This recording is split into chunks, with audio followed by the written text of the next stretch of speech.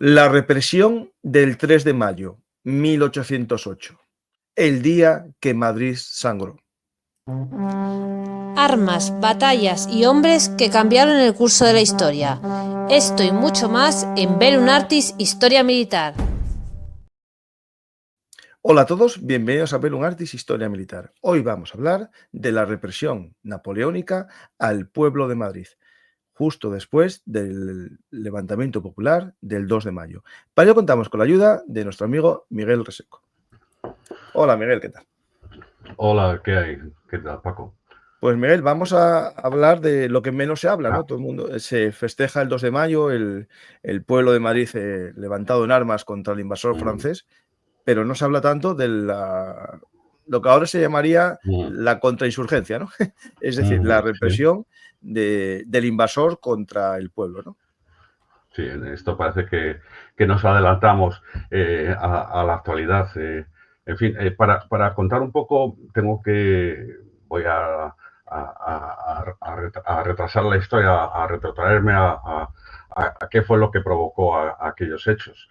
Y bueno, pues empiezo a contar. La realidad es que a comienzos del siglo XIX, España sufría una monarquía que era incapaz y que había abandonado su misión de liderar una empresa universal. También un gobierno ocupado por arribistas dispuestos a venderse al mejor postor. Y una nobleza dedicada a incrementar sus señoríos. Por otra parte, lo mejor de su ejército entregado en misiones internacionales, algo que ahora nos suena muy actual, que estaban en Dinamarca y en Portugal, al servicio de otro país. El que quiera saber la Dinamarca, hay que recordar que tenemos un programa juntos sobre la expedición de Dinamarca. Donde estuvo lo mejor de nuestro ejército. Y que además todos sospechamos que era con una clara intención de dejar a nuestro país, a nuestro territorio desprotegido.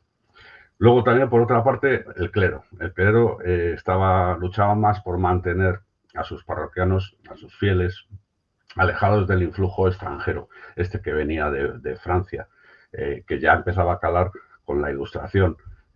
Y finalmente estaba el pueblo. Esos que Arsenio comentaba que eran conocidos como la canalla, que desamparado por todos fue el que se dispuso a frenar la oleada invasora.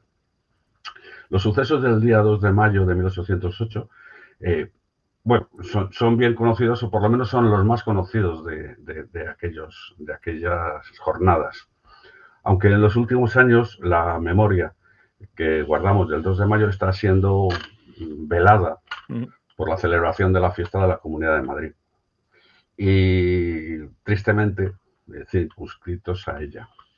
Pero lo ocurrido el 2 de mayo no fue un hecho aislado. Fue la culminación de unos acontecimientos que comenzaron semanas atrás.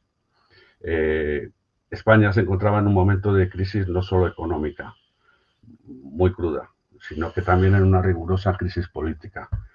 A finales del mes de marzo anterior tuvo lugar el golpe de Estado que conocemos como el Motín de Aranjuez, protagonizado por Fernando, el príncipe heredero, y en el que tras arrestar al primer ministro Manuel Godoy, robó a su padre, el rey Carlos IV, la corona. En ese escenario de crisis total, ocurría que, con el pretexto de permitir el paso hacia Portugal de un importante contingente de tropas extranjeras, España se encontró invadido su territorio y ocupadas algunas de sus plazas fuertes más importantes por el ejército napoleónico. Bueno, como ya contamos en lo de Dinamarca, la idea de Napoleón, que no había conseguido vencer por medios marítimos, sobre todo tras el desastre de Trafalgar, a Gran Bretaña, era blindar las costas para derrotar económicamente a Gran Bretaña.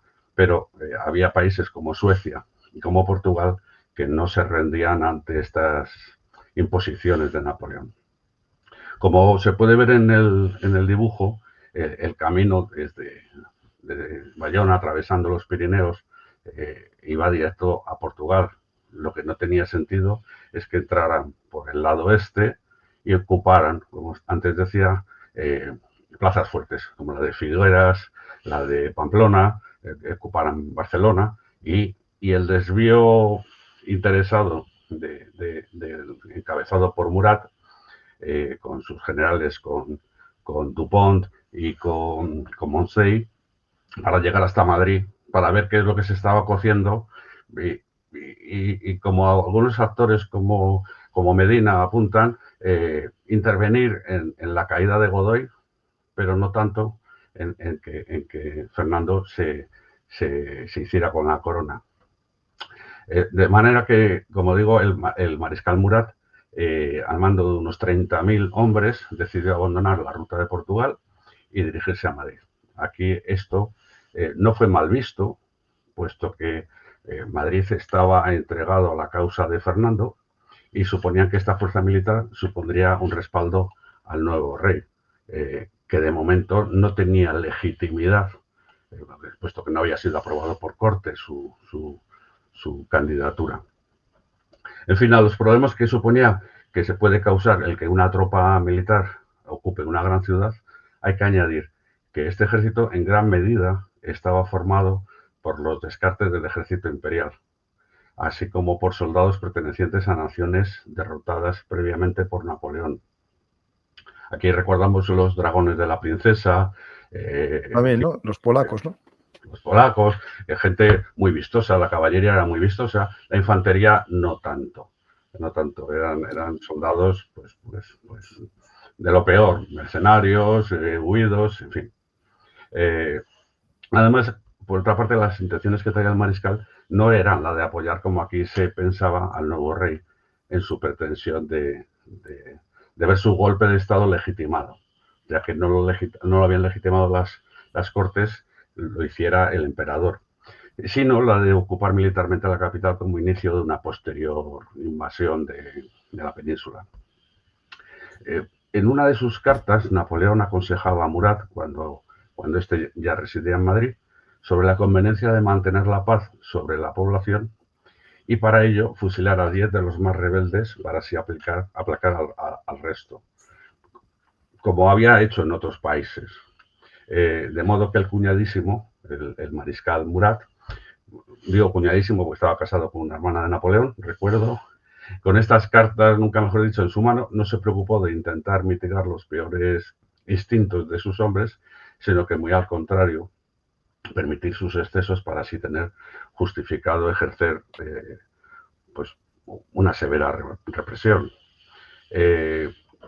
Todo esto dio lugar a los comportamientos más despreciables de los soldados franceses con la población madrileña. Desde el primer día de la ocupación, los madrileños sufrieron abusos y humillaciones por parte de los miembros del ejército francés. La verdad es que a los madrileños de aquella época no les costaba enseñar dónde tenían las manos, hasta el punto de llegar a descubrir al francés invasor dónde guardaban la faca y tomarse la justicia por su mano. Y es que no se podía esperar justicia de las autoridades francesas, de las autoridades españolas, que habían perdido este privilegio, y los militares franceses eran la parte en todos los conflictos, pero también eran la justicia. El único recurso para evitar ser avasallados era aplicar la ley del talión. Esta justicia improvisada hizo que durante los 40 días que transcurrieron desde la entrada de Murat hasta el 2 de mayo, hubiera una media de 3 ingresos diarios de soldados franceses en el Hospital General, que era entonces el edificio que actualmente está dedicado al Museo Reina Sofía. Y muchos desaparecidos, tras un tabique improvisado, en el fondo de una tinaja, en un pozo, etc. Con esto queda claro que al llegar el 2 de mayo, tras lo sufrido durante esta cuarentena, la sensación de cabreo de los madrileños era muy importante.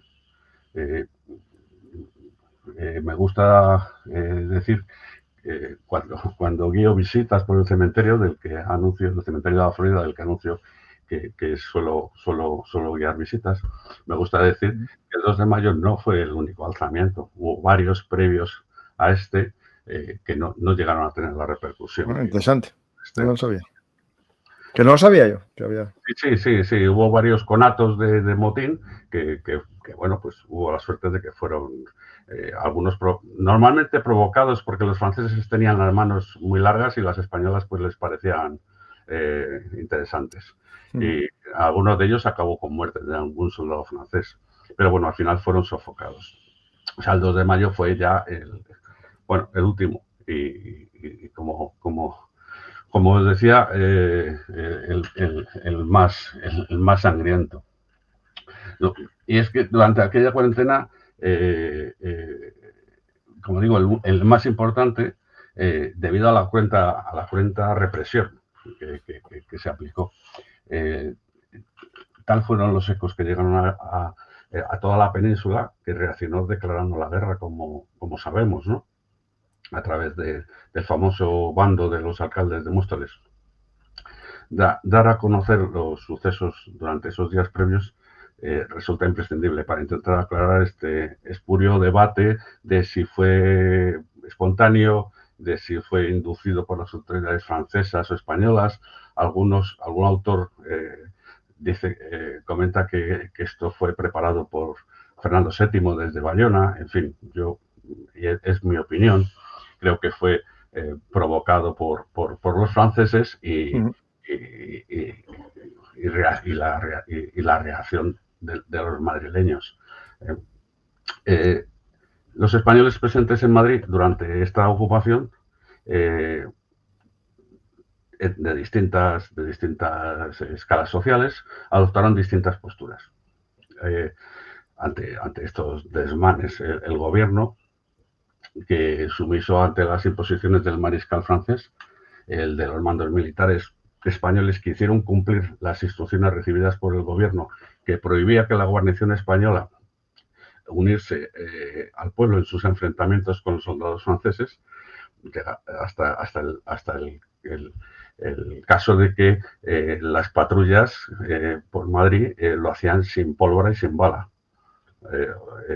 No sé qué se les uniesen y se unieran, ¿no? O sea, antes de salir de sus destacamentos, las cartucheras eran revisadas.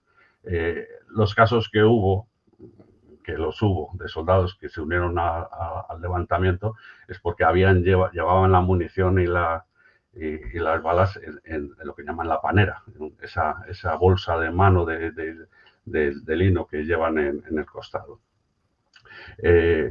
Y la nobleza que paulatinamente, viendo la que se estaba liando, porque fue un clima en crescendo, fue abandonando la capital en busca de climas más benignos.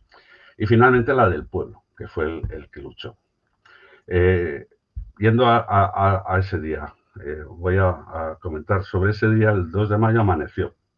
La población ya tenía conocimiento de la intención de los franceses de llevarse de España al infante Francisco de Paula. Noticia temida por todos, porque tras el viaje a Francia de los antiguos reyes, Carlos IV y María Luisa, y el secuestro, aunque no se entendía como tal, del rey Fernando, al que acompañó su hermano Carlos hasta Bayona, Francisco de Paula, el pequeñín que aparece en el cuadro de Goya, era el único representante de la monarquía que continuaba en España. A pesar de que este infante no era muy querido por el pueblo, que se refería a él como el del indecente parecido, ya que se atribuían su paternidad a otro. Godoy. Pues al fin y al cabo era su infante, cuando esa entidad de la monarquía era capital, ¿no? Pero bueno, era el único que podía ceñir la corona ante la ausencia de sus mayores, de los que no se sabía qué iba a ser, ¿no? Como digo, en aquella época la monarquía, para los madrileños, como para todos los españoles, era uno de los pilares nacionales, junto con la patria y la fe, la religión. De modo que ante la sospecha de lo que iba a pasar, muchos madrileños acudieron ante Palacio con la intención de impedir que se pudieran llevar al infante. Llegaron a cortar los tiros del carruaje que creían que iba a serle destinado. pero no tardó en acudir un piquete de soldados franceses. Aquí estoy resumiendo mucho lo que pasaron en esas pequeñas horas. Hubo mucho tumulto y hubo muchas cosas que podría contar, pero en fin, finalmente Murat envió a un piquete de soldados que, decididos a sofocar a los amotinados, hizo fuego sobre ellos, hizo una descarga intentando intimidarles. Pero como no lograron reprimir a los vecinos, que se creían invulnerables ante estos disparos, pues los franceses habían desplazado unos cañones, hicieron fuego de metralla y allí quedaron los primeros heridos o muertos de aquel día. Para espantar al resto, hubo una carga de la caballería polaca y bueno, todos los madrileños ahí, que allí estaban, se fueron dispersando por todos los barrios del Palacio. La mayor parte de los levantados decidió unirse a aquellos que a esas horas se habían concentrado ante la Casa de Correos, algo que era muy habitual. Recuerdo que ahí estaba el mentidero de la villa, en las gradas de la iglesia de San Felipe, un sitio donde la gente compartía noticias, y luego la Casa de Correos, donde se recibía pues, el correo, era la actual sede de la presidencia de la comunidad. Y bueno, no es que los correos fueran destinados a los vecinos de Madrid, pero los postillones, los que conducían estas carruajes, pues siempre traían cotilleos y noticias de cómo estaban los reyes, si les habían visto o habían sabido algo de ellos. Y bueno, pues allí había gente y allí unieron sus fuerzas para intentar cerrar el paso, sobre todo a los correos que atravesaban Madrid desde el Retiro, el lugar donde estaba la mayor parte de la caballería de Murat, para llegar al Palacio de Murat, que estaba junto a Palacio. Todavía puede verse una parte de ese palacio entre el Palacio Real, entre la plaza del Palacio Real, la Plaza de Oriente y la Plaza de España. En fin, tenían que cruzar Madrid, el camino más corto era pasando por la Puerta del Sol, y allí les detuvieron y ahí hubo grandes enfrentamientos. No obstante, finalmente llegaron noticias de la insurrección a esta fuerza acantonada porque se escuchaban los disparos, aunque solo fuera por eso, ¿no? De modo que poco a poco fueron esas 30.000 soldados franceses que había en las cercanías de Madrid, fueron cerrando la bolsa de la Puerta del Sol hasta que fue reducida por el ejército francés en su avance. Solo quedaron pequeños focos de insurrección, algunos disparos aislados, escaramuzas por distintos barrios. La más importante de todas fue la que se produjo en el Parque de Artillería de Monteleón, donde la excepción de dos capitanes de artillería, los inmortales David y Velarde, lideraron la defensa del cuartel, del armamento y del polvorín.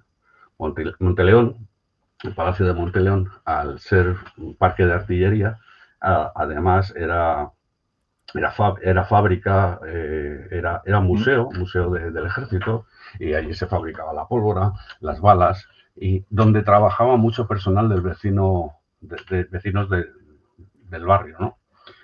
A las órdenes de estos dos capitanes estuvieron los artilleros que formaban parte de la guarnición del parque, además de una compañía de voluntarios de Estado del vecino cuartel de Mejorada, que consiguió llevar allí, engañando a su coronel, el capitán Velarde. Y además muchos vecinos que fueron a proteger por una parte su barrio y por otra su lugar de trabajo. Para estos militares, como dijo Calderón, la principal hazaña es obedecer. Y las órdenes que tenían eran muy concretas. No participar en los motines que pudieran protagonizar los vecinos de Madrid. Sin embargo, estos militares, y yo creo que les honra, antepusieron a la obediencia debida lo que para ellos era más importante, ya que si el ejército es el pueblo en armas, a la defensa del indefenso pueblo se deben.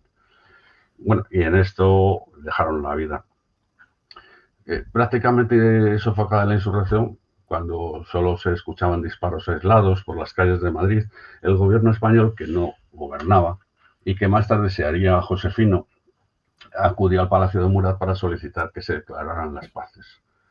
Después los ministros realizaron un recorrido acompañados de militares españoles y franceses por las calles principales. En el gráfico ese hecho por Paco Vela se ve los recorridos que hicieron por las calles de Madrid llamando a la paz y publicando y poniendo en las paredes este bando firmado por un escribano de Cámara del Consejo, en el que se pedía que volvieran a la paz de sus casas y que depusieran las armas y asegurando que no habría represalias.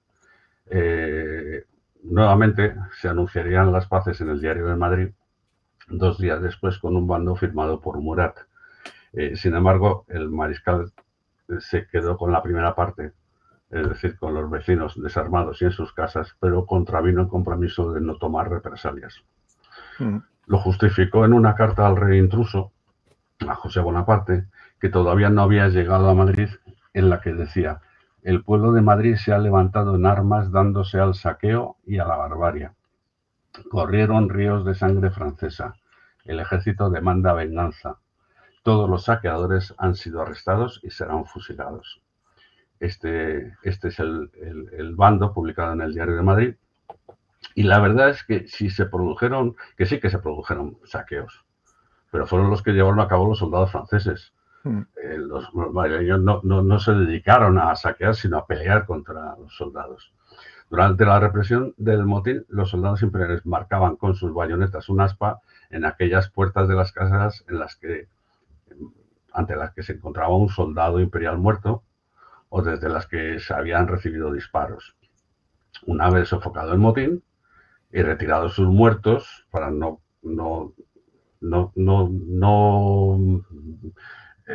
dar pie a la humillación del ejército francés, asaltaban estas casas, matando a sus habitantes, y si encontraban mujeres, estas eran violadas. Si había objetos de valor, los robaban. Y si sospechaban que desde allí se había causado la muerte de alguno de los suyos, incendiaban la casa. Un caso singular fue el del domicilio de don Eugenio Aparicio y Sáez de Zaldúa, corredor de vales reales. Este era un hombre muy bien situado y dado a presumir de sus propiedades. La víspera del 2 de mayo, don Eugenio invitó a visitar su domicilio, les invitó a un chocolate que estaba en la Puerta del Sol a algunos de los generales franceses, de modo que estos tuvieron oportunidad de admirar los objetos valiosos que éste poseía. Ante la falsa acusación de haber hecho fuego desde una de sus ventanas, causando la muerte de un mameluco, cuyo cuerpo fue encontrado en la puerta de la casa, los mamelucos se saltaron la casa, mataron a don Eugenio, a su hijo, y después la saquearon. Sí. Claramente, la represalia sufrida no tuvo otro objeto que el ánimo de lucro. Y así aquí, Miguel, te interrumpo, pero aquí los mamelucos ¿eran todavía todos de origen egipcio o eran ya franceses que vestían a la forma? No, yo la idea que tengo es que eran mercenarios que se había traído Napoleón de Egipto. Sí, de la campaña de Egipto, sí. Sí, yo no creo que fueran parte de ninguna moda. Y además iban como eran ellos, con las 2 pistolas en el pecho, el sable curvo, y lo que pasa es que sí pertenecían, incluso creo que incluso sus mandos eran egipcios. Recuerdo uno de ellos que murió en Madrid, precisamente en la famosa carga de los mamelucos, y eran egipcios todos, que yo sepa. No era una moda. Posteriormente yo creo que sí, que muchos asimilarían en Francia algunos objetos y tal, pero tanto como para vestirse como tal, no. Yo creo que sí, que eran sí, a mí me suena que originalmente eran todos, pero por acaso no había reemplazo. Sí, no lo creo, no creo. En fin, bueno, y como decía, pues eso, más por ánimo de lucro que por represión.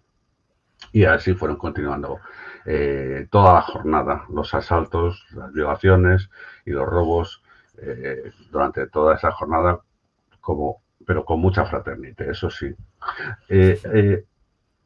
Y comenzaron las ejecuciones en masa. Es decir, los que habían sido detenidos en algunos lugares fueron concentrados y comparecieron ante el pelotón de fusilamiento. Este que ilustra el cuadro de Marcelo Contreras, yo creo que el que más me gusta de los que hay en el Museo de Historia de Madrid, pero lamentablemente muy mal iluminado y escondido, pues es la represión en el Hospital del Buen Suceso. El Buen Suceso estaba en la Puerta del Sol. Delante del Chaflán, para los que conozcan Madrid, delante del Chaflán que hay entre la calle de Alcalá y la carrera de San Jerónimo. Yo creo que para los de fuera, donde estaba el tío Pepe y ahora está Apple, ¿no? Eso es, donde estaba antes, donde estuvo, bueno, delante de donde estuvo antes el tío Pepe. Si uno baja las escaleras de la estación de cercanías, que está en la Puerta del Sol, hay una vitrina donde se muestran los cimientos de esta iglesia. O sea, estaba por delante. En el grabado que muestro se ve la fachada. Es decir, la Puerta del Sol no era tan amplia como es ahora. Estaba ocupada por más edificios. Uno de ellos era este, de la iglesia del Buen Suceso. Bueno, pues hubo madrileños que cuando vieron que el lance no prometía éxito, penetró en el interior del templo acogiéndose a sagrado. Algo que para los franceses pues no tenía ningún... Revolucionarios franceses tampoco eran muy importantes. No tenían ningún valor.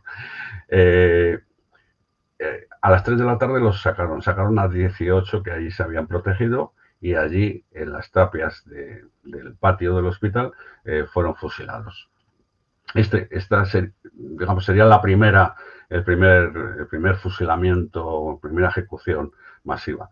Media hora más tarde, esto es a las 15:30, en el Paseo del Prado, ante lo que era conocido como el canapé del Prado, fueron fusilados 32 civiles más.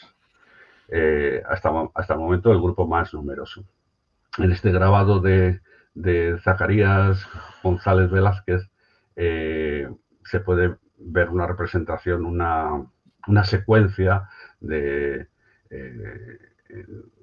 que según los madrileños eran capturados, eran maltratados, eran llevados ante el pelotón, fusilados y después sus cadáveres amontonados.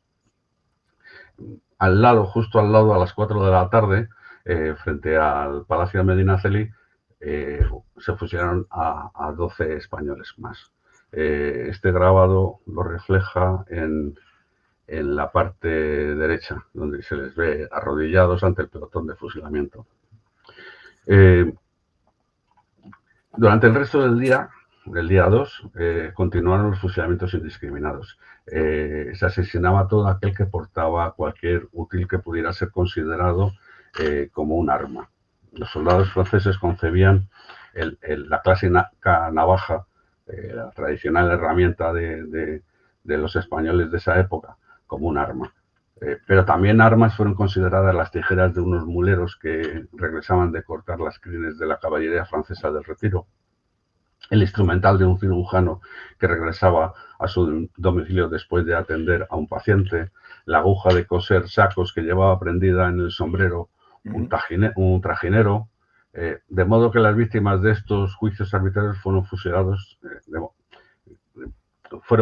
3 hombres en la Puerta de Alcalá, 2 más en el Portillo de Recoletos y 1 más en Cibeles, todos sospechosos y por eso inmediatamente detenidos y fusilados. O sea, durante la segunda parte de la jornada del 2 de mayo, los franceses se dedicaron a la represión y a aterrorizar, disparando al aire y continuando sus asaltos a casas y violaciones. No hay que olvidar el asesinato de Manolita Malasaña en el barrio Maravillas. Barrio Maravillas que ahora es bautizado como barrio de Malasaña en su honor, que fue sorprendida llevando encima las tijeras de su oficio de costurera. Aunque en este caso tal vez los primeros sorprendidos fueron los franceses al ver que con las tijeras quiso proteger su virtud. Los que todavía quedaban detenidos en distintos depósitos fueron juzgados y condenados por una comisión militar, que no les concedió derecho a defensa y posteriormente fueron confinados en el cuartel de Prado Nuevo, que ocupaba la mitad norte de la actual Plaza de España. Era un cuartel importante que era donde Murat metió a los polacos. De todos estos 44 elegidos por sorteo y ejecutados a las 4 de la madrugada del día 3, en la montaña del Príncipe Pío, consiguió sobrevivir uno del que luego te contaré. Esta ejecución fue inmortalizada por Goya, la más dramática, quizás por ser la más numerosa, y en la que se aplicó mayor crueldad, de lo que luego os contaré. Juan Suárez era el del que antes te comentaba, era un asturiano casado, padre de 3 hijos y con una madre anciana que vivía en el barrio del Lavadero, a orillas de Manzanares, como él más tarde contó. Era artesano que trabajaba en el barrio de Maravillas, el actual Malasaña, fue el único superviviente de aquellos hechos. Y gracias a su testimonio es por lo que conocemos los detalles de aquel fusilamiento y junto con el cuadro de Goya y otros detalles, pues que han engrandecido, ha hecho más famoso.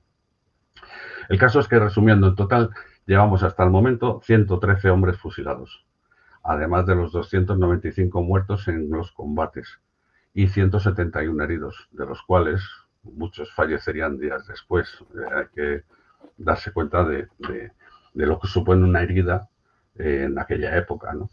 Sí, sí. El día 5 hubo 2 fusilados más en Leganés, los hermanos Rejón, Julián y Leandro, que se habían desplazado a Madrid y habían participado en el motín, pero fueron denunciados. Hay que ver también la vena traidora de los españoles, y fueron denunciados por sus vecinos, y entonces Leganés ya estaba ocupado por la tropa francesa y inmediatamente fueron ante el paredón.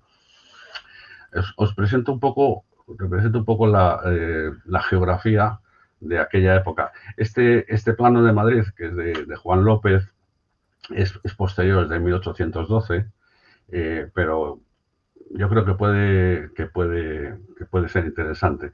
Se ve claramente que es posterior por la explanación que hay de la Plaza de Oriente, donde he puesto un número 1.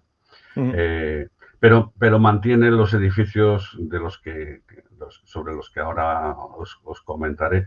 El Palacio Real, justo encima con las caballerizas reales, ese triángulo importante en tamaño.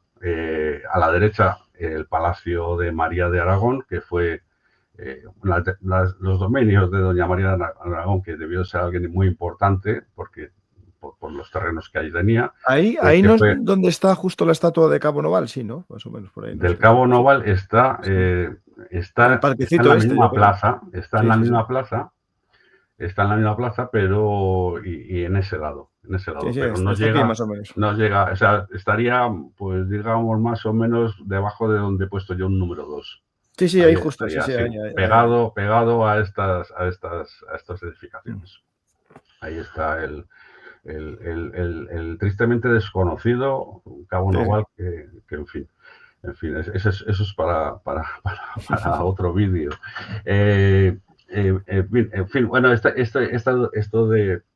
sobre estas posesiones que comentaba de María, doña María de Aragón, se construyó Grimaldi, secretario de Estado, un palacio, que después ocupó Florida Blanca, más tarde Godoy, y finalmente fue el que ocupó Murat, que rechazó el Palacio del Retiro por tener cercanía al Palacio Real, donde se cocía todo, ¿no? Aparte de que Godoy se había preocupado había llamado a los mejores interioristas para decorar su palacio, y era interesante. Actualmente este palacio lo ocupa, para el que quiera, porque existe todavía, lo ocupa el Centro de Estudios Políticos y Constitucionales. Y el resto de la manzana lo ocupa el Senado, el antiguo Senado y el más moderno. Al norte de la Plaza de España, como os decía antes, ocupando la mitad de la plaza con el número 3, el cuartel de Prado Nuevo, creado para... ¿Perdona? No, sí, sí, sí. Creado para la Guardia Real. Más al norte, el Palacio de Liria, más pequeñito, y el cuartel del Conde Duque a su lado, que es el de los 3 patios. Claro, esta calle aquí sería la Princesa actual, pero está con un giro raro, ¿no? Está con un giro en raro. Realidad, Sí, no sé, en realidad era la calle de San Bernardino. Princesa no existía. Sí, digo la actual Princesa, sí. Sí, eso es, la actual Princesa, eso es actual. Antes llevaba, como tú dices, otra orientación, pero que se conserva. La calle de San Bernardino se conserva y confluye con Princesa, donde ahora está el Corte Inglés de Princesa. Sí. Esta es otra, no existía, como dices tú, la calle Princesa. Y bueno, y a la izquierda de todo, esa zona despoblada, la montaña del Príncipe Pío. Yo no sé si con esto ayudo un poco a situar sobre las cosas que voy a contar. Antes de la llegada del ejército francés, la mayor parte de los cuarteles estaban mínimamente ocupados. Esto, si se mira el detalle de cada regimiento, pues era simbólico, ¿no? Muchos soldados estaban fuera, estaban de baja, estaban no sé. O sea, la representación en Madrid no era la de un ejército dispuesto para la batalla, sino que era para el cuidado de la monarquía y para adorno de sus fastos. Pero bueno, no obstante... Una pregunta, el sí. cuartel de Conde Duque estaba ahí, ¿no? Sí. La Guardia Corps tenía su cuartel cerca de... Sí, lo he señalado antes, a ver si lo puedo... ¿Lo dijiste? ¿Sabes que no te oí? El puntero este de los 3 patios es el cuartel de Conde Duque. ¿Lo ves? Es el 4, sí, justo. Sí, el 4. Y el pequeñito que está aquí de lado es el Palacio de Liria. ¿Vale? Con estos jardines. Con todos estos jardines. No es ninguna tontería. ¿Vale? Ahora se puede visitar, ¿eh? Ahora, la última vez que fui a Madrid, sí, es verdad, se puede visitar, sí.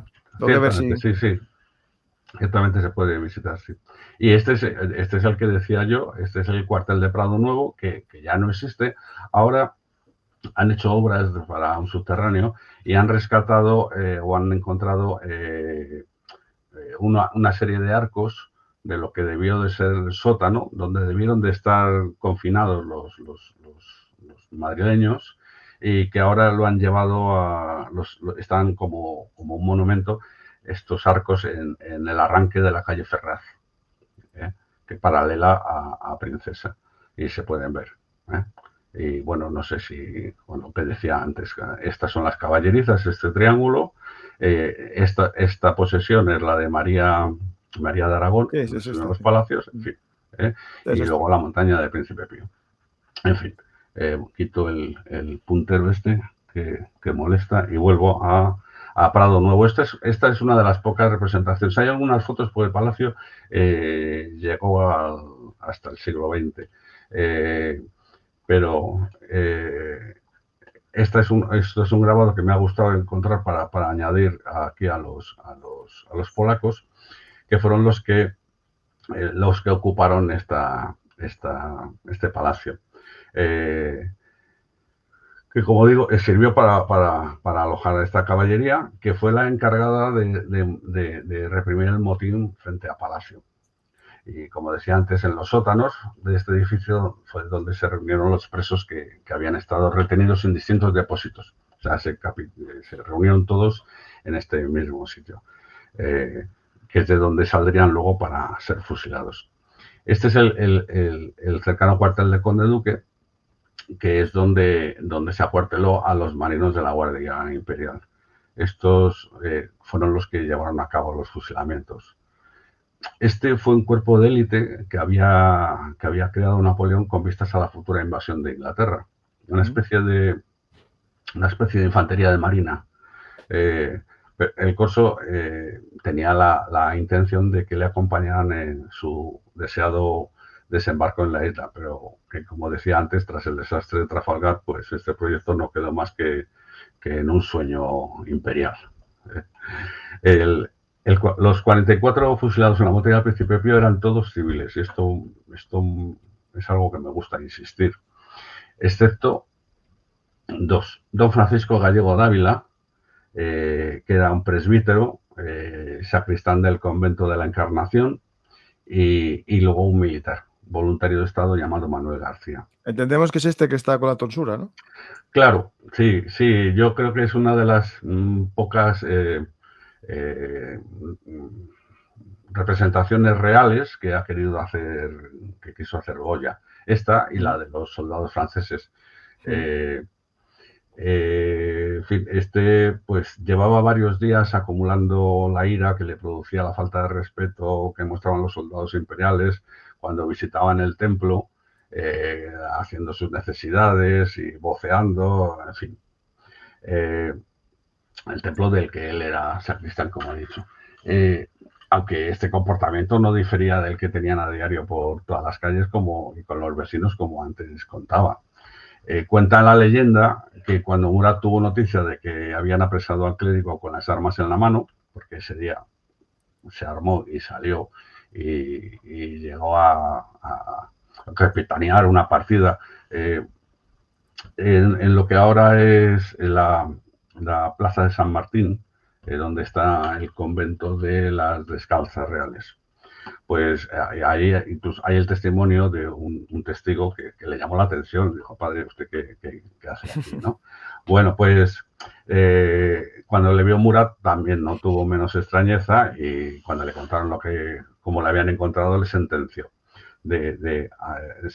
a formar parte de los que serían fusilados esa noche, con la frase bíblica de: porque el que a hierro mata, a hierro muere. Y así se cumplió. El otro fue un militar, el otro que digo no civil, un militar. A pesar de que en aquella época existían unas leyes no escritas para la guerra, una especie de acuerdo entre caballeros que impedía quitar la vida a aquellos soldados que se hubieran rendido, y dispensándoles de salir, de ser ejecutados, de salir cautivos, de salir libres, de llevar sus banderas, de llevar sus armas, de salir tocando tambor, en fin, según el grado, lo que hubiera costado la rendición. Claro, porque un sitio para los sitiadores es costoso. Se pierden vidas, se pierde tiempo, se pierde, en fin. Entonces eso hay que pagarlo. Pero bueno, pues si no has causado gran trastorno, pues bueno. Con lo cual, pero no estaba muy claro qué era lo que iba a pasar esa tarde con los militares que habían participado en el alzamiento. De hecho, el teniente Ruiz, que fue herido, gravemente herido, huyó esa misma noche. Los cadáveres de Daoiz y Velarde fueron sepultados en secreto para que no fueran profanados. O sea, nadie tenía claro lo que pasaba, lo que iba a pasar. El caso es que los oficiales y suboficiales aconsejaban a sus soldados que inmediatamente que llegaran a sus casas se despojaran de la casaca, donde pues tendrían evidencias del combate, sangre, pólvora, lo que fuera, y que se lavaran muy bien las manos y la cara, donde tendrían restos de pólvora, porque esas armas pues manchan. La ignición es exterior al cañón, por lo tanto hay salpicaduras de pólvora que te manchan, ¿no? Era pólvora negra en esta época todavía. Sí, claro, pólvora negra, la manipulación para la carga también manchar las manos, en fin, es muy sucio. Y bueno, pues parece ser que este hombre estaba en esas, ya se había despojado de la casaca, se estaba lavando las manos y la cara cuando entró un piquete de imperiales que, irrumpiendo en la vivienda, se lo llevó detenido. Bueno, podría aventurarse que si el cuadro de Goya retrata al clérigo, en este hombre que pintó en mangas de camisa quiso representar a ese soldado. Bueno, esto es algo que a mí me gusta contar cuando voy a visitas al cementerio y explico el cuadro de Goya. Pero bueno, es una opinión muy personal. Pero bueno, sí llama la atención el ver a un hombre en mangas de camisa a las 4 de la mañana. Sí, sí. Pero bueno, si esto lo escucha un historiador del arte, pues te hablaría de la cuestión del juego de luces, centrar la imagen. Y bueno, y si ya entras en internet puedes ver cosas de que los sables que salen del suelo es el impulso telúrico de las fuerzas terrestres, y en fin, puedes ver interpretaciones de todo estilo. Pero bueno, yo más como un historiador, aficionado a la historia, pues me gusta ver aquí a este hombre representado. Bueno, estos son Alguno los te puede decir únicos... que es el símbolo, me lo acabo de inventar yo, pero queda bien. El aspa de Borgoña tiene forma de X, Sí, representando al ejército. hay gente que Y el dice... sacrificio de San Andrés, claro, sí. La X, Sí, perfecto. y hay gente que dice que los brazos están así, porque es que yo he leído muchas cosas y es muy curioso, pero claro, que hay gente que dice que es la postura del crucificado. Sí, la Bueno, espada de o de San Borgoña, es Andrés decir, o de la cruz tal. de San Andrés, sí. Hay una mancha en una de las palmas de las manos que hay gente que dice que es el estigma del crucificado. En fin, no sé, ya poniéndonos, ya podemos decir Sí, en todas las teorías bueno, posibles. que el que ve que va a ser atropellado por un autobús, pues levanta los brazos también. O sea, eso, en fin, no. Pero bueno, cada uno tiene sus interpretaciones y a mí me gustaba esta que he dicho del... El caso es que, como digo, de los 44, de aquellos que se ha podido identificar, que de eso ya hablaré después, solo hay 2 que no son civiles, un clérigo y un militar. Yo interpreto que de alguna manera, que además fueron lo mismo de los 7 obreros que antes hablaba, de los que voy a contar, fueron los únicos designados, aparte del sorteo que se hizo entre los que estaban custodiados en Prado Nuevo. Un soldado y un clérigo, con lo cual Mural representaba la humillación a la Iglesia y a la monarquía, puesto que los soldados eran soldados del rey. Entonces, yo lo interpreto de esa manera. Como antes decía, los días que siguieron al alzamiento fueron muy terroríficos, muy convulsos. Durante la noche, como antes contaba, pues los soldados patrullaban ufanos por las calles de Madrid, sintiéndose los amos. Si antes no habían tenido ningún pudor a la hora de mostrarse como unos salvajes, pues luego ya tenían barra libre, ¿no? Con lo cual había pocas ganas de transitar por las calles a los madrileños, ¿no? Nos podemos imaginar más allá de lo que exigiera satisfacer alguna necesidad urgente, como buscar comida, agua. Además, por otra parte, a los días siguientes no se permitió a los vecinos acercarse hasta las pilas de cadáveres de los fusilados. A buscar al familiar. Claro, con lo cual añadían un grado mayor de tortura a la población, ya que esto aumentaba el dolor de los familiares que ni podían confirmar si los muertos apilados eran los suyos. Habría muchas familias que por la mañana había salido un familiar y no había vuelto. Entonces, pues podía que hubiera huido a un pueblo vecino, pudiera que estuviera escondido en la casa de un vecino, pero podía estar bajo de esa pila. Pero también porque al no poder atenderles, podían estar agonizando, ya que estas armas de fuego eran muy imprecisas. Entonces podía estar mal herido, y sobre él habían caído otros cadáveres y estar agonizando. Entonces, pues era dejarle morir. Además del sufrimiento de saber que los cuerpos quedaban expuestos a la intemperie y a las alimañas, ¿no? Y el hedor que seguía produciendo en los días siguientes. Ya estamos en mayo, ¿no? El caso más sangrante es el de los fusilados en la montaña del Príncipe Pío, ya que la prohibición se extendió hasta el día 12 de mayo. Y fue gracias a una petición que hizo el Palacio Real, de levantar los cadáveres, ya que estos ocupaban una zanja que impedían el riego. O sea que pues vaya excusa, ¿no? era más una petición por parte del ingeniero que estaba encauzando los arroyos que regaban los campos fértiles que había en la parte más baja, de decir, bueno, pues si no es por caridad, por lo menos por una cuestión práctica, déjame quitar los cadáveres, ¿no? Estos fueron los que más tardaron en ser retirados. Los demás, unos más y otros menos, de los que antes he comentado, pues estuvieron hasta una semana, llegaron hasta algunos. El caso es que tras el traslado de estos a la ermita de San Antonio de la Florida, donde se realizaron las exequias, fueron depositados en la cripta de un cercano cementerio, el de la Florida.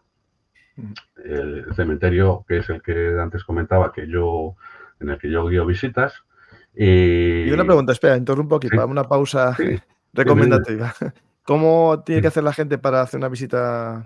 Bueno, mira, ahora mismo, normalmente desde hace ya varios años, los sábados de mayo y de junio, desde las 10 hasta la 1 de la tarde, estamos allí con las puertas abiertas y bueno, dejando que la gente lo visite, permitiendo que la gente lo visite y contándoles lo que quieran saber, ¿no? Bueno, a veces ya ves que algunos empieza a mirar el reloj porque nos enrollamos. Pero bueno, la sociedad a la que pertenezco pues es una sociedad muy de gente muy mayor ya. De los pocos que somos, unos 20, estamos más o menos operativos 2. Entonces, pues Jóvenes historiadores de Madrid, jóvenes historiadores de Madrid. Si queréis no tenemos. ayudar Claro, a yo. Miguel y a los demás, pues ahí todos. El viernes me fui a la Facultad de Historia a colgar carteles. Me miraba la gente y decían que era el tío este. Para que, oye, los de historia. ¿Y para pues, qué estudian la les carrera de interesa. historia? A ver, si no interesa a esta gente, ¿para qué estudian la carrera de historia? ¿Por trabajo? No, buscar otra. Esto es por pasión. Sí, claro, Sí. hacemos lo que podemos. De todas formas, a mí si nos llaman, normalmente entre semana, pues son centros de día que de alguna manera ven resuelto su tema de llevar a sus abuelos a visitar algo, colegios, en fin, bueno, pues bien está. Y entonces, pues son grupos importantes, pues merece la pena el acercarse y dedicar la mañana a estas personas. Pero bueno, Pues mira, espera, tengo que hablar contigo después porque el 7 de junio voy a Madrid. Entonces, a ver si vale. puedo visitarlo. Hombre, El sábado. bueno, O sea. Pero a ver, voy con familia, con la niña y tal, pero bueno, hablamos. A ver si me acerco yo. Perfecto, estaré encantado. Bueno, pues se puede intentar por internet. Ahora tenemos el tema muy mal estado, pero bueno, hay correos electrónicos, el mío que no me importa prestarlo a la gente o que lo puedas para contactar conmigo y oye, pues hay gente que se desplaza a Madrid. Pues que lo pongan en comentarios. Vino un matrimonio catalán y bueno, pues oye, ya que vienen porque vinieron para ver el cementerio, pues ya que vienen, pues oye, haces el esfuerzo y buscas el momento. En fin, no es un cementerio donde puedas ver grandes monumentos, no es un cementerio de cruces y de lápidas y tal, es un cementerio es un jardín donde uno tiene, lo importante es el sentimiento, lo que te motiva, ¿no? Yo creo que merece la pena ser conocido porque es muy desconocido por la gente de Madrid. Esto es la iglesia, ¿no? Por ejemplo. ¿El qué? Perdona. Esto es el cementerio, ¿no? Parte, ¿no? Ahora, no, todavía, espérate, ahora te pongo. Justo debajo del teleférico. Vale. Sí. Puse una foto, otra foto. Vale. No lo estaba viendo. Una moderna, actual. Bueno, sí, no, esta es la primera fotografía, esta que muestro ahora es la primera fotografía del cementerio. Aparte de que es muy sencillo, esta es la casa del capataz, porque Carlos IV, bueno, la historia es... En fin, Carlos IV compró estos terrenos y los dedicó a labores agrícolas. Tenía arrendados a una serie de madrileños los terrenos y tenía un capataz. Bueno, pues esa edificación que ha sido reconstruida porque tras la Guerra Civil, al ser el Manzanares un frente de batalla, quedó muy deteriorada. Bueno, pues en ese edificio que se ve al fondo de la fotografía, es donde fueron sepultados como luego contaré, los 43 fusilados. Te decía antes, bueno, no, estaba para decirte que lamentablemente de los 43 fusilados, bueno, los 44 que fueron condenados, ya hay uno, Juan Suárez, del que antes os hablaba, que se libró. De los 43 restantes, no conocemos a todos. No conocemos sus nombres. Lamentablemente, pues esos días, como he dicho antes, pues hacían muy dificultoso desplazarse hasta las afueras de Madrid para intentar identificar. No es que no hubiera interés por parte de los familiares, pero es que era difícil transitar por las calles porque era un peligro exponerse a ser detenido. Claro, aparte ellos mataban, digamos, mataban sin juicio, no había casi ni a quien condenaba, era al azar, tú y tú. Ya. No, los juicios, los dos jueces era el general Grouchy, que fue famoso luego en Waterloo, porque fue el que se despistó y llevó la caballería suya en persecución de los alemanes, y al final hay una frase en la película Waterloo que dice Napoleón: ¿dónde está Grouchy? ¿Dónde está Grouchy? En fin, pues este fue juez de esa comisión militar. Y otro fue el duque de Sesti, era italiano, y que se inhibió. Y dijo: mira, lo que tú hagas en Manuel, me parece que se llamaba Grouchy, lo que tú hagas en Manuel, bien está. Y bueno, pues era un juicio en francés, donde no había derecho a defensa, y en fin, ahí por eso fueron todos apiolados, ¿no? Bueno, pues como digo, no se consiguió reconocer, hubo familiares que reconocieron a 8 de las víctimas. Pues posteriormente a la guerra se identificó a uno más, pero porque era el militar que faltaba en las listas, ¿sabes? Entonces, pues como se sabía que había habido un militar, pues era este, ¿no? Pero con motivo de celebrarse el primer centenario, Juan Pérez de Guzmán, un miembro de la Academia de Historia, investigando en la documentación que había referente a los sucesos de estas jornadas, consiguió identificar a 10 asesinados más. La documentación es porque tras la guerra de independencia, o guerra del francés o francesada, porque parece ser que los nombres son importantes y hay que renovar cómo hemos llamado las cosas. Bueno, para mí sigue siendo la guerra de independencia, por lo menos de independencia de Francia. Sí. Pues, a mí me gusta la guerra francesa, el clásico. Sí, no, pues sí, ninguna está mal. ¿Cómo se llama? Bueno, ahora no me sale el nombre, que escribió un monográfico sobre la guerra y lo llamaba Alzamiento, Guerra y Revolución. O sea, bueno, sí. Pues se le puede referir, pero eso de que a mí no me gusta, que se oye mucho, a mí no me gusta llamarlo tal, a mí me gusta.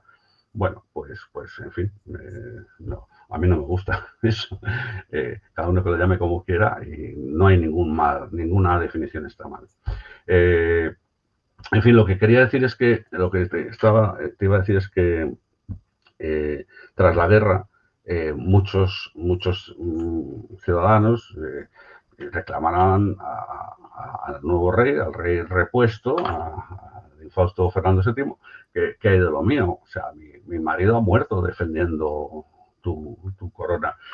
Mi negocio lo han quemado. Ya, el negocio, el género, el local, todo. O sea, he perdido a 3 hijos. En fin. Entonces, se realizaron una serie de recompensas tras el espejo de una medalla, una medalla que era de las víctimas. No sé si me ves. Aquí la tengo.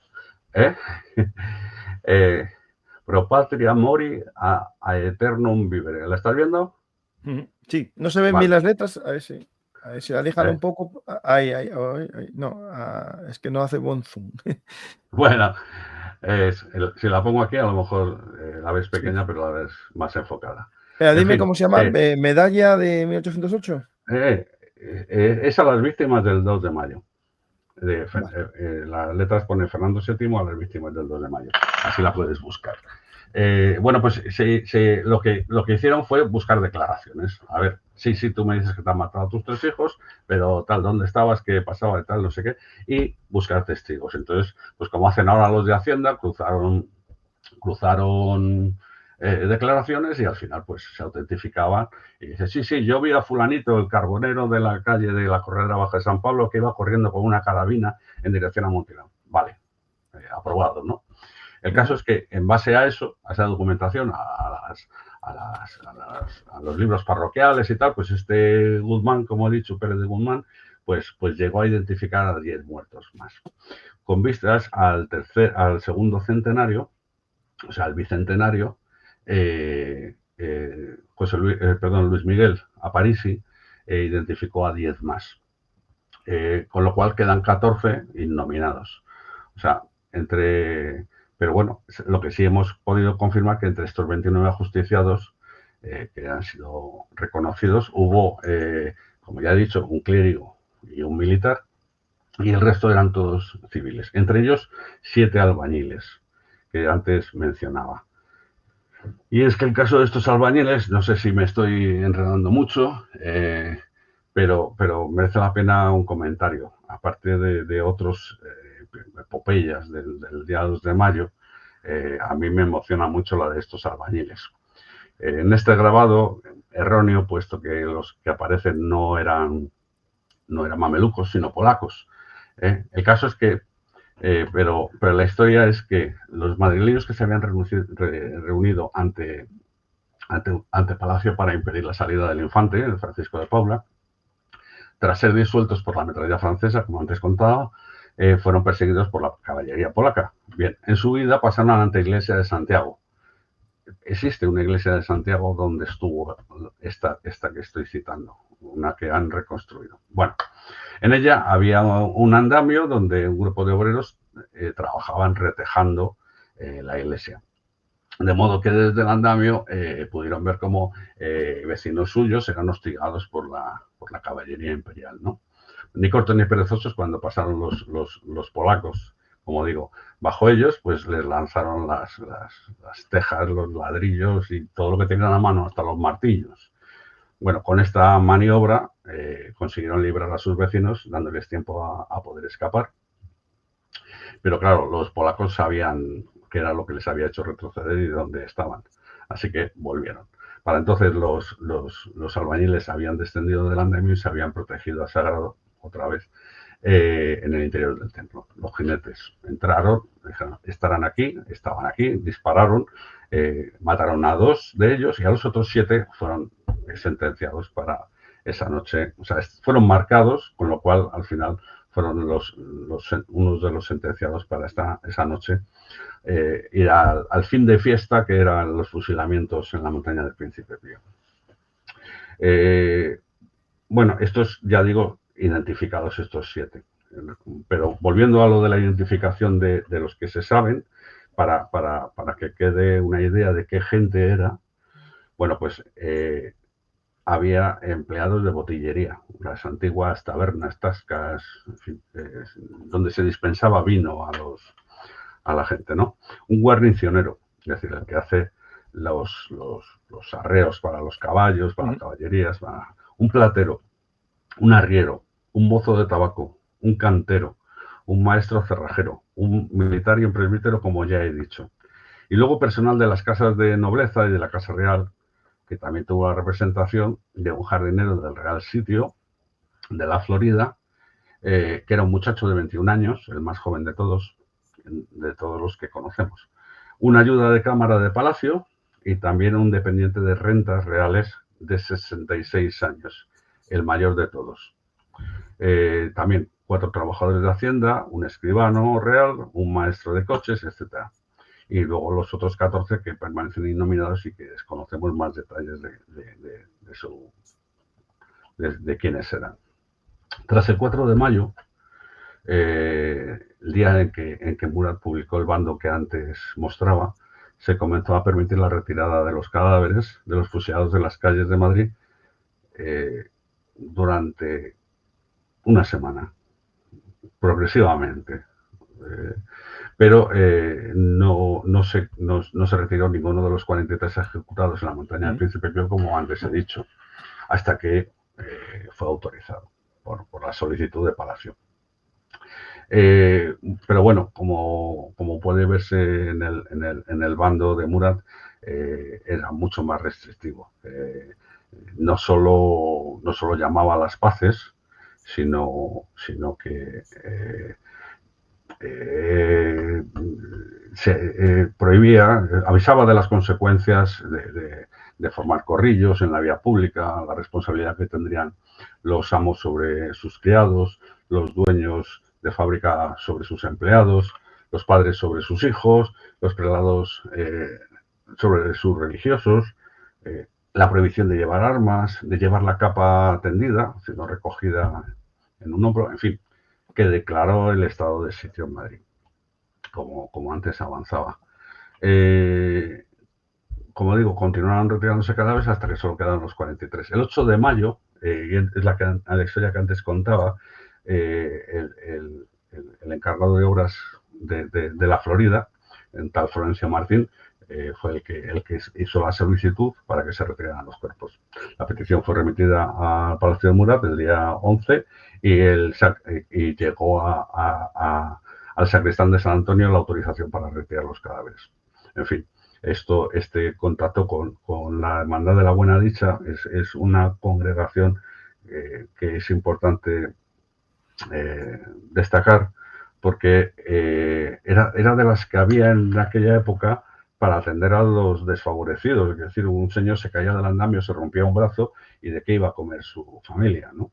Entonces no había sindicatos, no había Mufasi, no había tal. Entonces había congregaciones que adscritas a alguna parroquia que se encargaban de estas cosas. Una de ellas era la Hermandad de la Buena Dicha, que procuraba el entierro a aquellos menesterosos que no tenían dónde ser enterrados. Entonces, a esta se le encargó que con los hombres que tenía y con los carros que disponía, de que llevaran hasta el San Antonio de la Florida los 43 cadáveres para ser enterrados posteriormente en el cementerio de la Florida.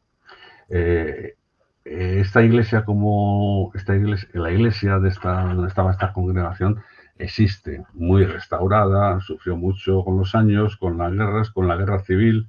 En fin, ahora hay una iglesia bastante pintoresca, curiosa de ver, y que tiene esa placa que ahí os muestro, que dice que ahí estuvo enterrada Clara del Rey. Posiblemente Manuela Malasaña, Benita Pastrana, María Beano, o sea, todas las mujeres que participaron en la defensa o fueron víctimas del conflicto en el Palacio de Monteleón, y todos los hombres que ahí cayeron, ¿no?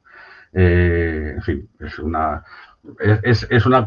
cofradía a la que creo que hay que rendirle el mérito. Bueno, pues como se habían ocupado de los del 2 de mayo, pues también se les encomendó lo del 3 de mayo, ¿no?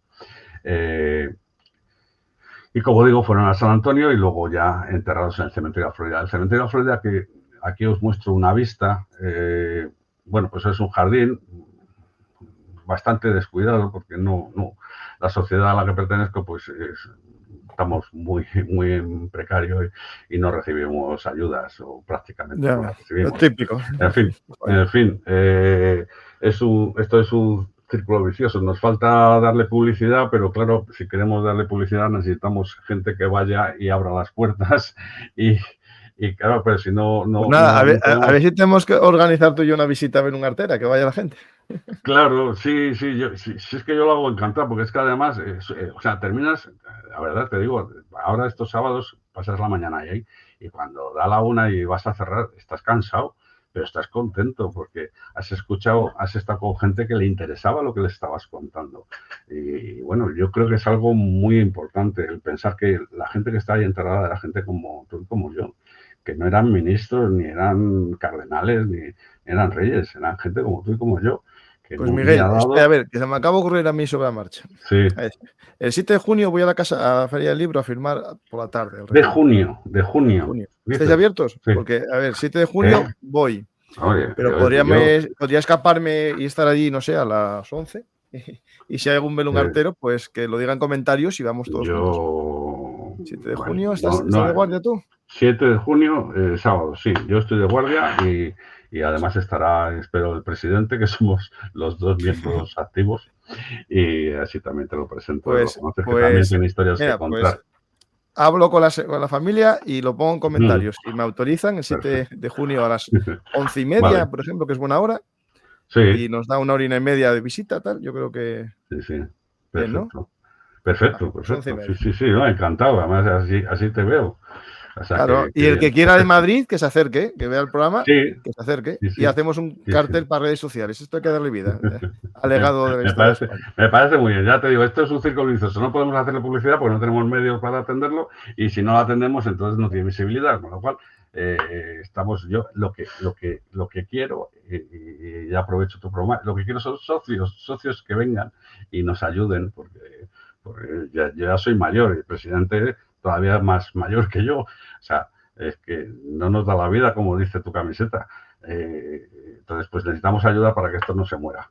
Ayuda, Pues ahí vamos. Voy a ayuda no ponerlo aquí y económica, más que económica, porque todo el mundo en estas cosas pide dinero. No, si dinero para mantener esto, el cementerio no pide de comer. Los pobres están ahí, no dan la guerra. O sea, lo único que necesitamos es que esto sea visible porque el cementerio ha tenido ya varias amenazas de desaparición por parte de la administración en distintos años, en estos siglos, con lo cual, pues, oye, la memoria de esta gente tiene que perdurar. Entonces, pues a todo el mundo se nos viene eso, el España de 1808, el 2 de mayo, tal, y este que es el homenaje al pueblo de Madrid, reprimido bueno, por su acto heroico, pues yo creo que esto es lo que la gente tiene que visitar también, ¿no?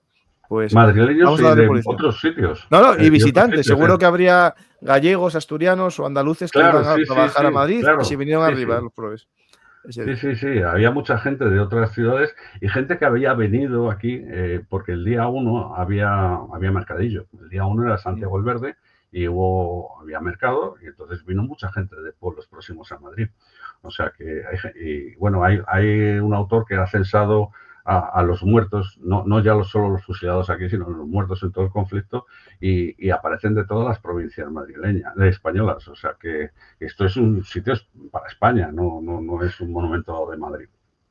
Sí, sí. En fin, este es el cementerio que además tiene el galardón de que fue el primer cementerio que se hizo en España fuera de las ciudades. Carlos III vio que había habido una gran peste en Pasajes y entonces decidió que había que sacar los cementerios de las iglesias y de las ciudades para evitar epidemias.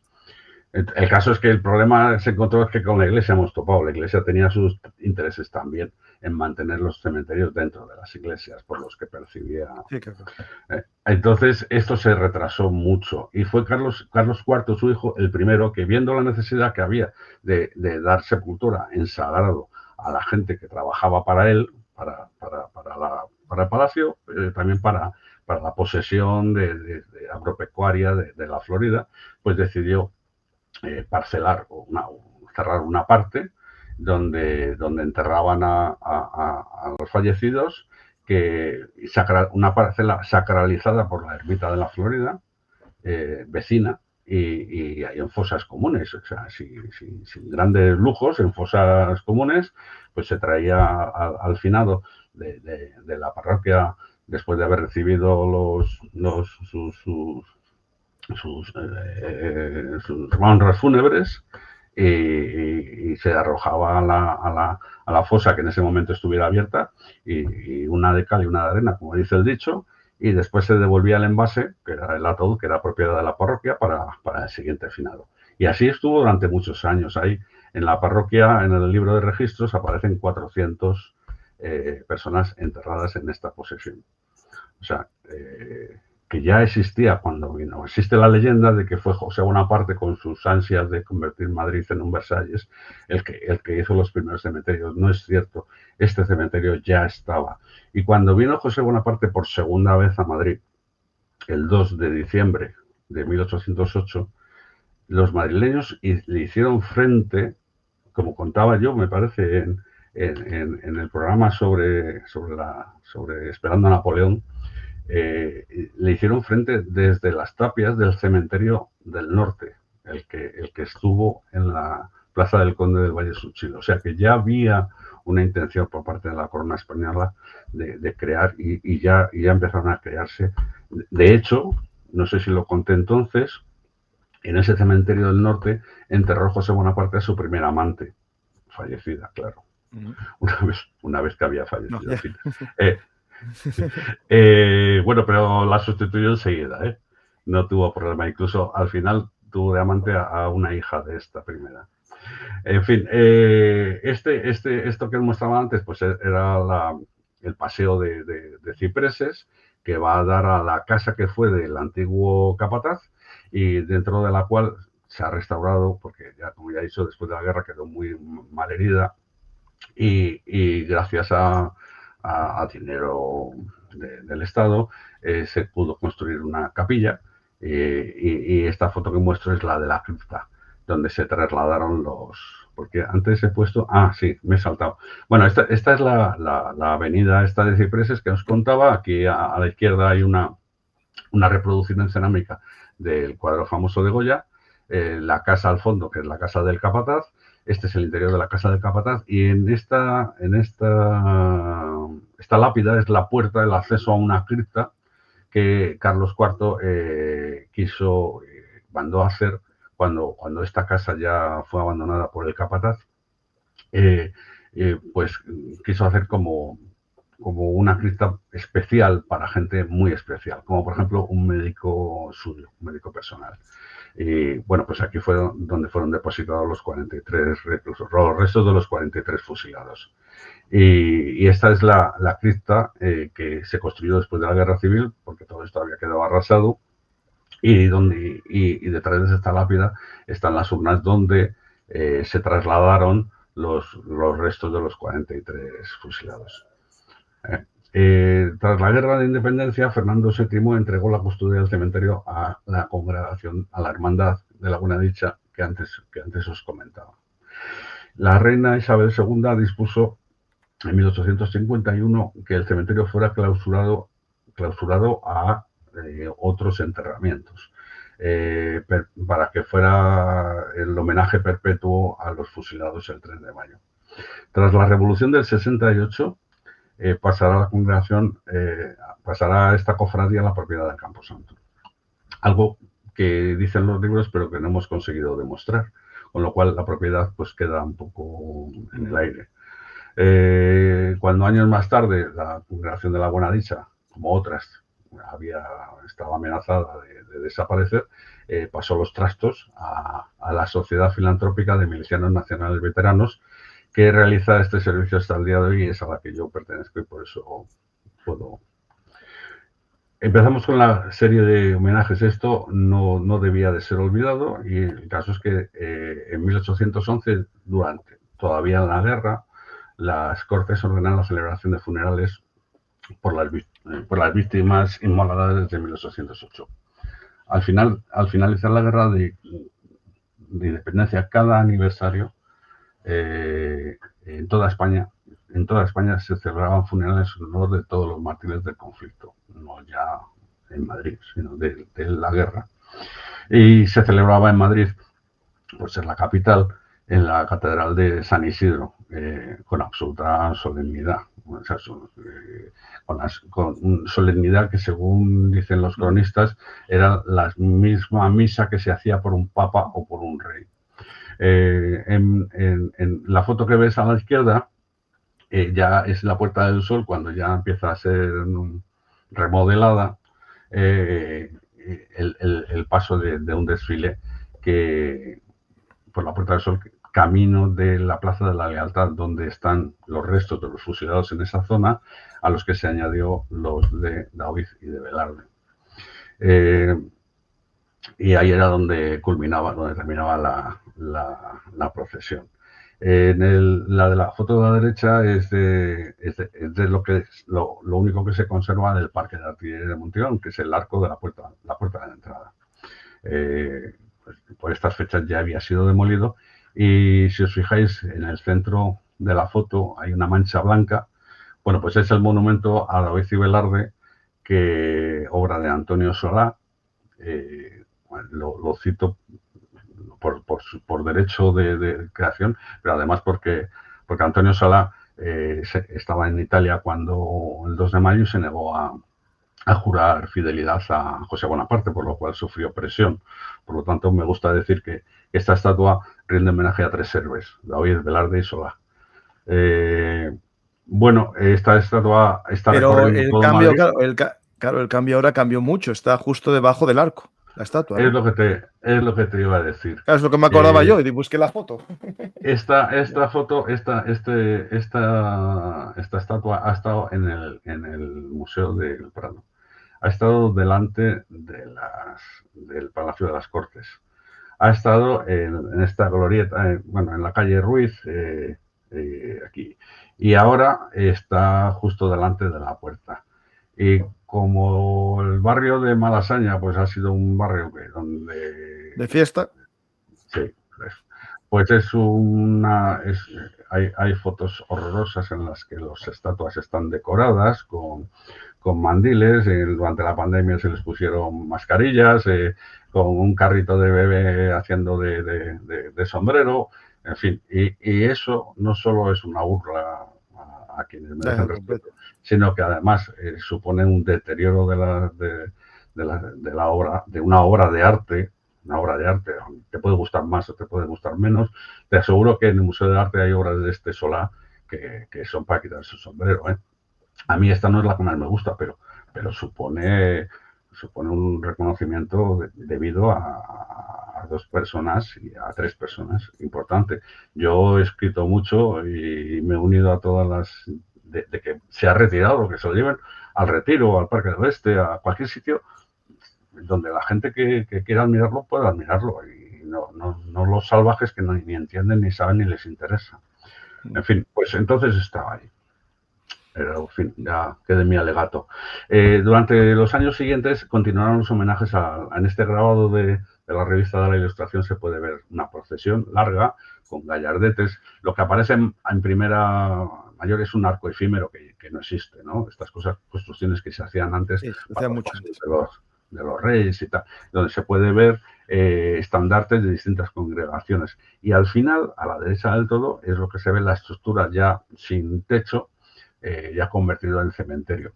En la imagen de la derecha, sobre ese muro de la pared, sobre esa pared de la casa, un altar efímero para realizar las honras fúnebres. Esto fue algo común en el año, este grabado también es del año 80, de 1881. La conmemoración del primer centenario, algo que fue muy complicado, porque el gobierno de Maura no quería hacerlo. Lo que quería celebrar era la liberación, el nacimiento de Jaime I, el Contestador, por la liberación que había llevado a cabo del dominio musulmán. Bueno, afortunadamente Alfonso XIII pues se opuso, o sea, objetó y quiso celebrar el primer centenario.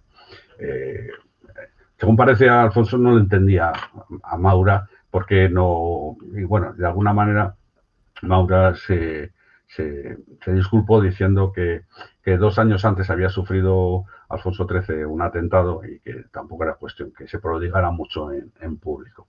El caso es que finalmente se realizó, como veis, el arco, en la foto de la izquierda, el arco está muy adornado, hay unos, bueno, en fin, la plaza lo dio todo.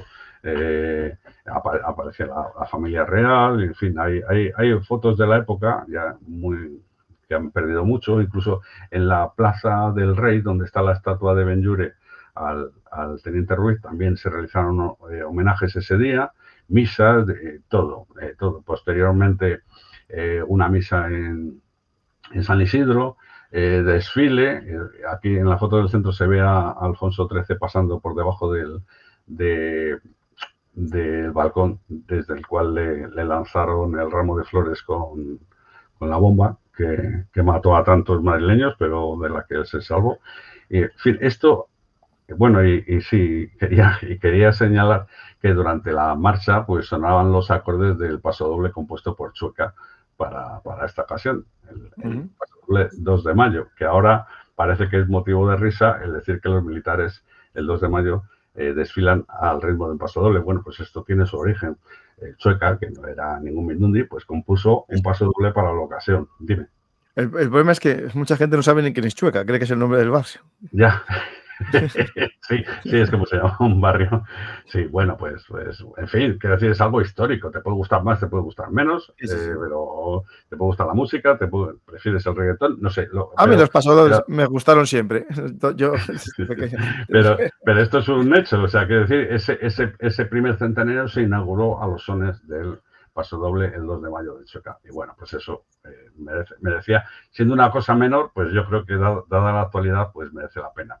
En fin, el caso es que aquí vemos en 1928 una multitud ante en el campo de la Lealtad. Como se ve muy mal al fondo de la tal, he puesto una foto actual del obelisco que hay en el campo de la Lealtad, donde, como decía antes, pues fueron los restos de los que fueron fusilados en esta zona, los de Medinaceli y los del Canapé del Prado, y donde se añadieron los de Daoiz y Velarde.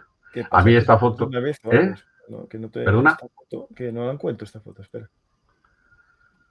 Espera. Pero estás viendo mi pantalla. No, estoy viendo con el truco que tenemos. Esta no la veo, espera. Ah, vale. Bueno, pero bueno, voy contándola para cuando ya la tengas. Es el obelisco que se puede ver en el Paseo del Prado,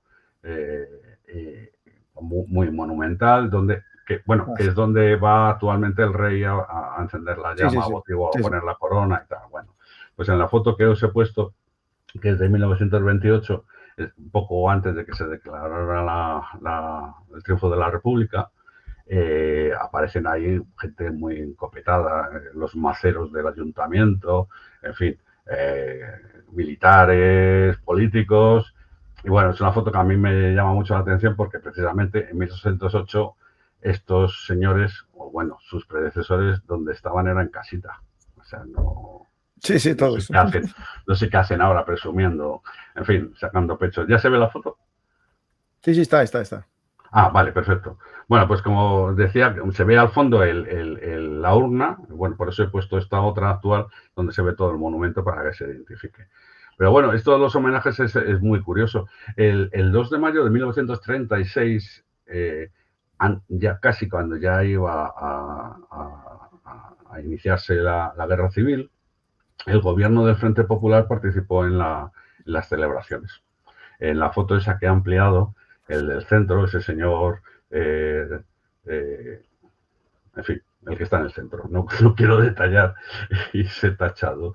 Pedro Rico López era el alcalde de Madrid y asistió a los actos conmemorativos de la efeméride. Lo que quiero decir con esto es que el 2 de mayo supera cualquier ideología, ¿vale? No, evidente.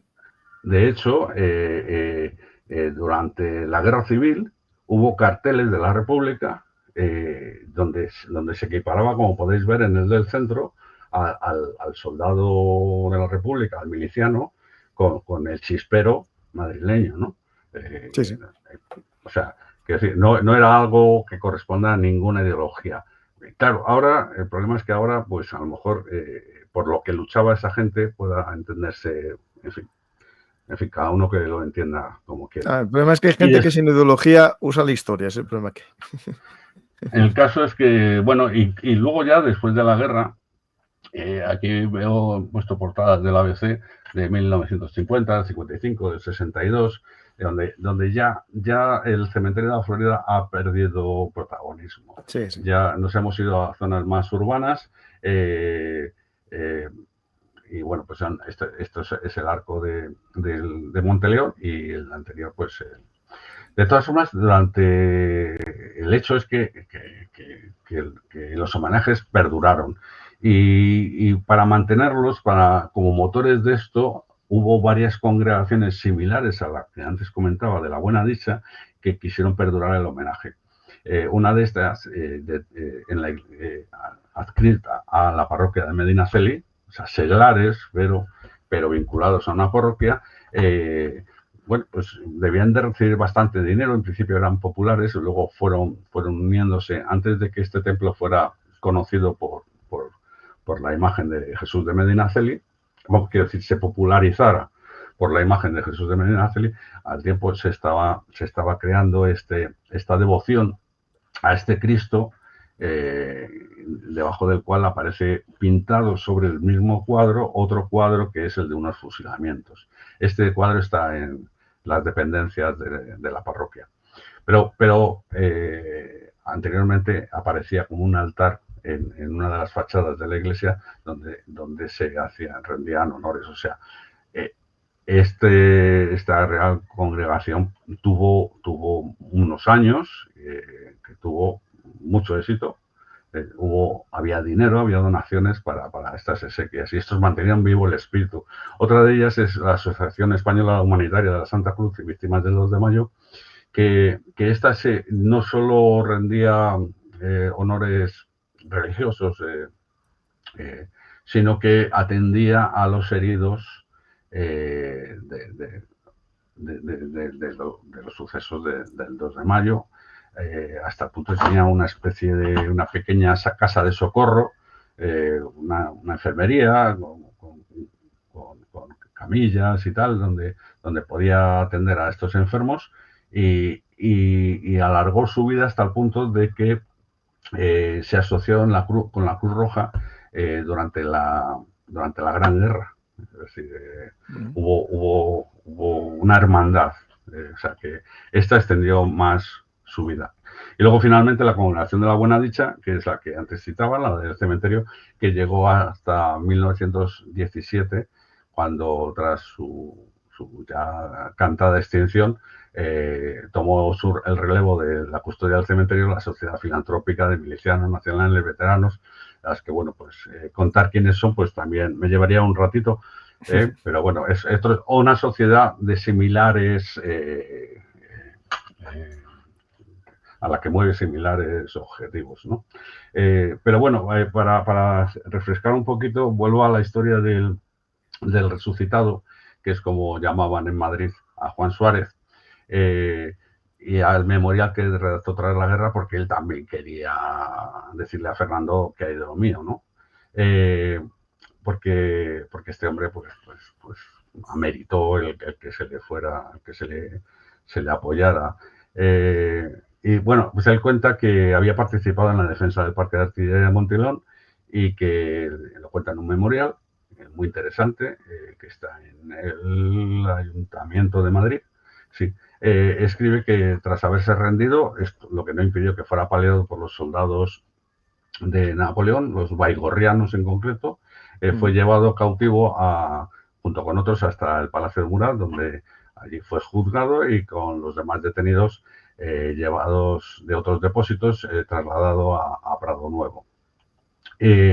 Resultó sorteado, y fueron de los 44 que condujeron esa madrugada en la grabada anterior aparecen los fusilamientos en una zona noroeste del Palacio Real, y se ve aquí como el que escapa es perseguido. En fin, una ilustración infantil, no menos que esta, pero bueno, de la época. Y dice que cuando el grupo en el que Suárez iba era obligado a arrodillarse ante el pelotón, sobre los cadáveres de las descargas anteriores, descubrió que sus ligaduras con las que había estado atado estaban flojas y que podía soltarse. Así que como ya tenía en la cabeza la secuencia del preparador listo el fuego, aunque fuera en francés, cuando iba a escuchar la voz de fuego, se dejó caer, rodó sobre los cadáveres de sus compañeros, tuvo la suerte de no haber sido herido y aprovechando el humo, la noche y tal, pues corrió, pero lo descubrieron. Así que se inició una persecución y cuando intentaba trepar la tapia de la ermita de San Antonio de la Florida fue alcanzado y herido. Según parece, le hirieron en una pierna y de un sablazo que le dieron en la cabeza, le cortaron la mitad de la melena que lucía. Pero al final consiguió despistar a los imperiales, al contrario de lo que aparece en este grabado, que es perseguido por un jinete. Bueno, pues si vas perseguido por un jinete, no más. Es difícil. Que te alcance. En fin, el caso es que este hombre, según cuenta, siguió por la ribera del Manzanares hasta alcanzar la otra ermita que se encontró abierta, no como San Antonio, y donde le curaron, le igualaron la melena para no le delatara el aspecto, y le dijeron, mira, macho, te tienes que ir para casa que aquí nos delatas.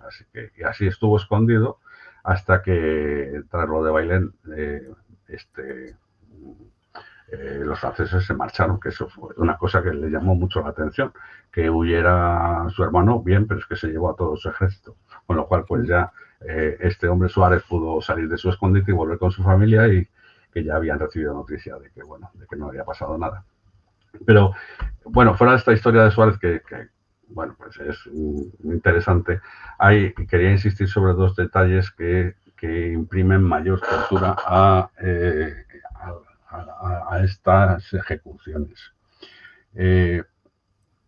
Lo primero es que la ejecución se realizó fuera de la ciudad. Esto ahora puede que no le demos importancia, pero esta era una de las formas de torturar al que iba a morir, porque de una manera se le decía, tú ya no perteneces a la sociedad que te ha arropado, tú ya estás fuera, eres un desterrado, ¿vale? Y el hecho es que los fusilamientos se llevaron a la montaña del Príncipe Pío. Como se puede ver en esta ilustración, hay un portillo en la tapia de la montaña del Príncipe Pío, y yo cuando lo enseño pues siempre digo, mira, por aquí debieron de entrar de Prado Nuevo, que es el edificio que se ve a la izquierda, y para llevar a cabo los fusilamientos. O sea, sacarte de la ciudad es algo típico en las ejecuciones para las ejecuciones, solo en aquellos casos en que se quiera que sean ejemplarizantes, se realizan en la Plaza Mayor de la Villa. Que normalmente es una ocasión en que los representantes, en que se representan en espectáculos para los vecinos, atrae la presencia de vendedores de los pueblos cercanos, incluso que se fijan las ejecuciones en los días de feria. Es una forma de aplicar mayor desprecio al condenado, llevarlo fuera de la ciudad. Una muestra de ello son las picotas que todavía han sobrevivido en algunos de nuestros pueblos y que en algunos casos auténticos monumentos.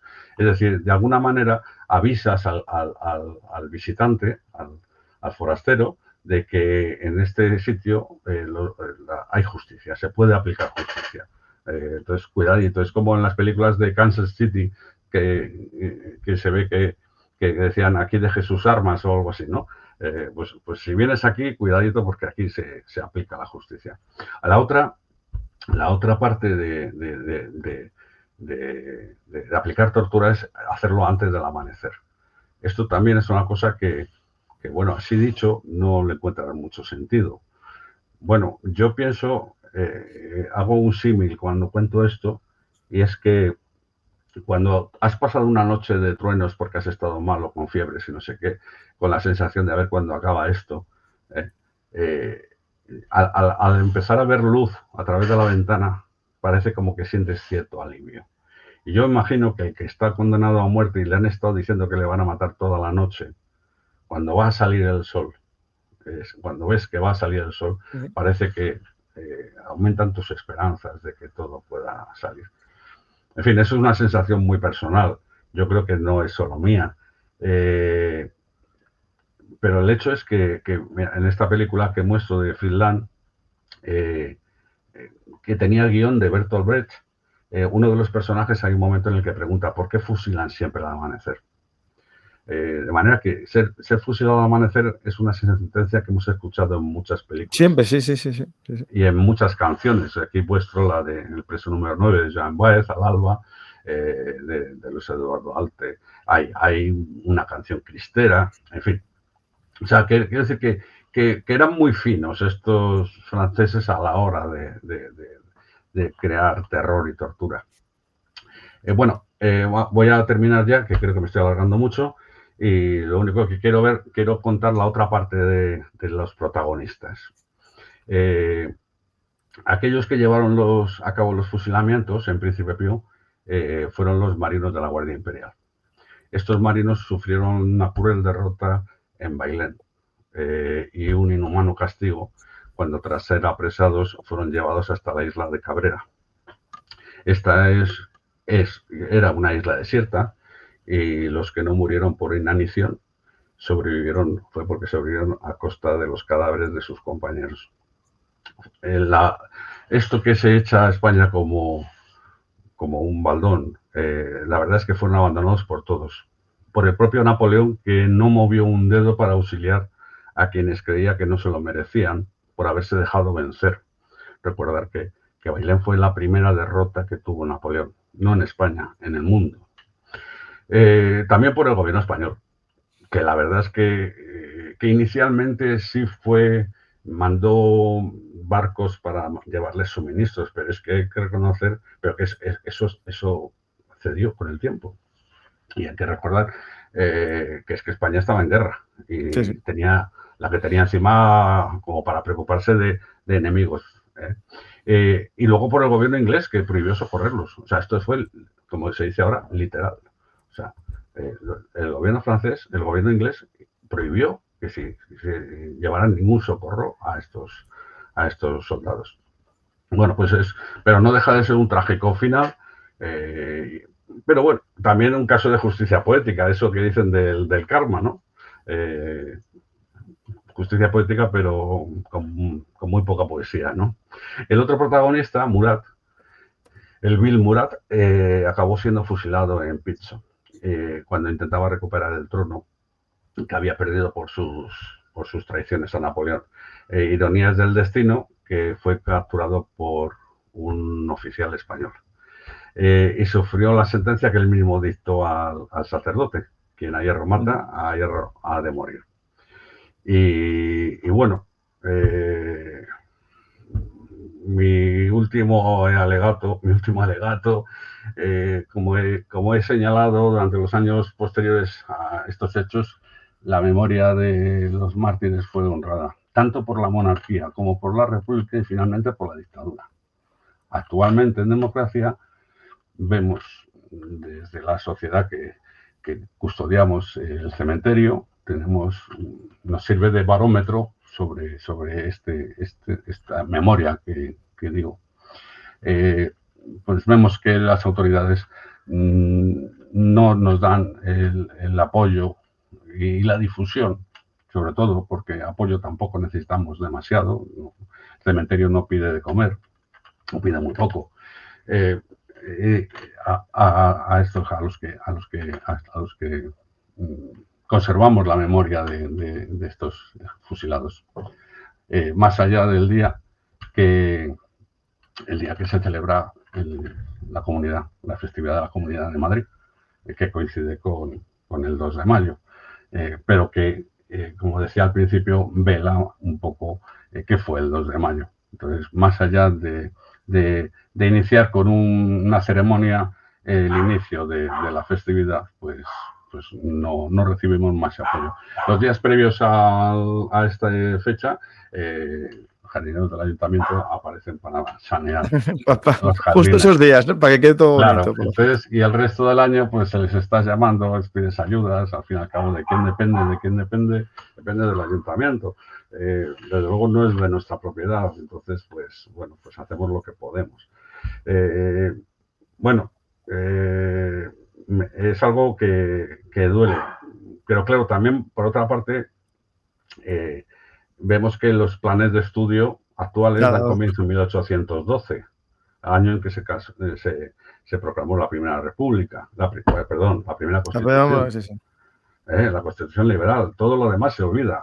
Bueno, yo entiendo que hoy día estos españoles que dieron su vida por una patria que hoy día está en duda, de un Dios que hoy día está ignorado y de un soberano que hoy día está cuestionado, pues y además con en contra de una ideología extranjera que era la procedente de la Revolución Francesa, pues parece que no van de merecer consideración. No, pero estos hombres hoy día... Todos los boletos van a ser olvidados. Claro, pero lo cierto es que cualquiera que lea y que estudie y que piense sobre esta gente, son estos mismos hombres, hoy se levantarían y en vez de Dios, patria y rey dirían libertad, libertad, libertad. Sí, sí, sí. O sea, quiero decir que pueden ser símbolo de todo como lo han sido anteriormente. En fin, con esto no me quiero dilatar más. Que yo creo que ya llevo mucho tiempo, ¿no?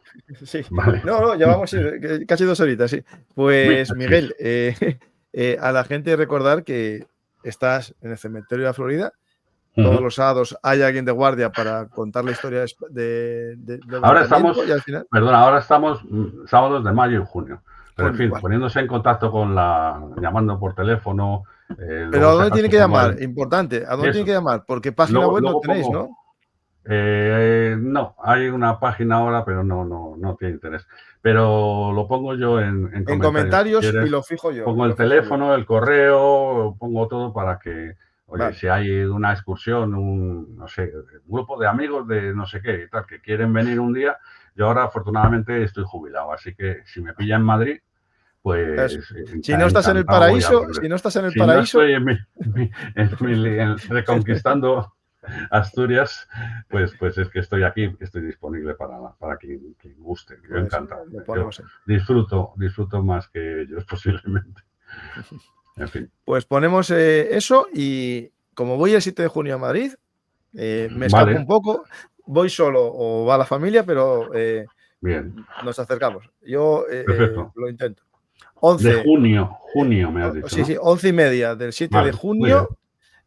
Vamos a hacer una visita. Si va gente de Bellum Artis, cuanta más gente mejor, porque así es el objetivo, ¿no? Dar a conocer el cementerio y también las víctimas del 2 de mayo. Y el que se anime, hacemos socios a todos los que quieran animarse. Que hace falta ayuda de gente que sepa contar esto. O bueno, por lo menos que pueda abrir las puertas para que la gente que pasa por delante, porque tristemente durante muchos años la gente nos comenta, pasaba por delante pero estaba cerrado. Y claro, pues es triste, ¿no? No poder estar allí para brindar a la gente que pueda realizar la visita. Madrileños, acordaros de la necesidad de que la historia de vuestra ciudad, pero también de España, no se olvide y este es un momento en el que podéis ofreceros voluntarios. Hay mucha gente que escucha el canal, antiguos profesores o antiguos historiadores, que puede que ahora estén jubilados y tengan tiempo, o gente joven que entre momentos de estudiar o lo que sea puede también ayudar y eso sería muy interesante. Yo desde aquí lo hago, ir a Madrid a mí me cuesta un poco de tiempo y dinero, por lo tanto ir yo a visitar a Guía no, pero desde aquí virtualmente os apoyo completamente y eso, el 7 de junio nos acercamos por ahí a las 11:30 y hacemos una visita. Importante, esto en el metro que es el de Antonio llegar, ¿cómo se llega? Porque... Los 2 metros más próximos son el de Príncipe Pío, pero tienes que dar un paseíto hasta llegar a San Antonio de la Florida y justo detrás de San Antonio de la Florida, cruzando las vías del tren, te encuentras con el cementerio. Vale. También puedes ir al metro Argüelles y luego bajar todo Marqués Fijo, en fin, lo que antes se llamaba Areneros, llegar al teleférico y bajar una pequeña cuesta y también lo encuentras. Como quieras. También autobuses, pero esos no me los conozco porque no los utilizo. Príncipe Pío está bien, sí. Pero ya te digo, hay un paseíto después, aunque hay autobuses que te pueden acercar esos Claro, pero un metros. paseíto de los madrileños que son 10 minutos andando o más. Sí, en 10 minutos puedes resolverlo, sí. Bueno, de Me todas dicen, formas, está hay muy lejos los 10 cafeterías. minutos. Hay 10 minutos, por favor, eso no es nada. 10 minutos, sí, 10 minutos. 10 minutos, bueno, 10 minutos, 15, pon 15, 15, vale, pon pon 15 que 15. no me quiero pillar, no quiero que luego me digas nada. Vale, pues ¿Eh? Miguel, muchas gracias Nada, y espero encantado. que mucha gente descubra el cementerio y la historia que vosotros atesoráis Sí, y que yo siempre recuerdo o siempre digo que alguien no desaparece hasta que alguien se acuerde, se deje de acordar de ellos, ¿no? de la Y en este vida. caso con las víctimas del 1808, del 2 de mayo y también podemos decir de la guerra de la independencia, pasará lo mismo cuando alguien deje de recordarlos. Porque recordar la fecha y no recordar el porqué de la historia, al final lo que hace es vaciar, ¿no? Es decir, al final un día es fiesta, pero es fiesta y la gente lo que hace es, bueno, es fiesta, ¿por qué? ¿Por qué es la fiesta? No hay colegio. No, hay que recordar el por qué, ¿no? ¿Por qué es fiesta? Y en este caso, el cementerio está ahí para recordarnos que después de una fiesta, en este caso hubo una resaca que fue el asesinato, ¿no?, de muchos españoles y muchos de ellos al azar. No vimos que no había muchas pruebas o incluso las pruebas eran tan consustanciales como encontrar a una tejedora con unas tijeras, ¿no? Pues lógico que va a llevar. Pues Miguel, muchas gracias por este viaje en la historia y A ti. antes de acabar, recordar que tienes unos libros también que invito a la gente a leer, Recuerdos de un artillero, de los días previos al 2 de mayo, y el último libro, Esperando a Napoleón, publicado por Editorial Tercios Viejos, que es el que nos vinculó, porque hicimos un programa ya hace un tiempo sobre la batalla por Madrid, que es la recuperación de Madrid por las tropas españolas, ¿no? Invito a verlo, que es justo cuando se marchan temporalmente por lo menos los madrileños. Uy, este no, espera. Uy, ¿qué pasó aquí? Perdona, que cosas de internet. Del directo. Aquí lo tenéis. Batalla por Madrid, 1808, con Miguel Reseco. Pues Miguel, muchas gracias. Y si quieres decir algo al público como despedida final, ya. Pues nada, abundo sobre lo que tú decías. Esta gente merece ser recordados, pero para mí, casi más importante por lo que nos afecta a nosotros, es que merece la pena que recordemos qué hicieron, qué hacían, qué querían y por qué dieron la vida. Y que eso nos motive a nosotros para ser mejores. O sea, tenemos un ejemplo. Eso es lo que yo he intentado impulsar en mis alumnos en los años en los que me he dedicado a la docencia. Tenéis ejemplos de gente que lo dieron todo, porque al fin y al cabo, una causa. perder la vida es lo que la vamos a acabar perdiendo todos, pero si lo haces por una buena causa, pues te haces más, te haces mayor. Ese es el ejemplo, el mensaje. Pues muchas gracias, Miguel, y gracias a todos los que estáis en el directo, perdonad, en el diferido.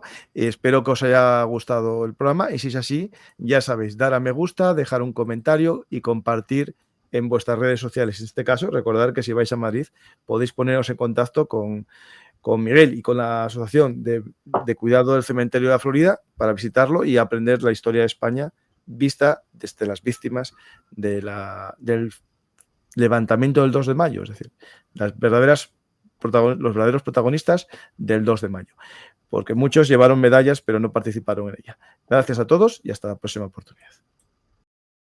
Hola amigos de la historia militar, si os ha gustado este contenido, por favor apoyadnos en iVoox, YouTube o Patreon.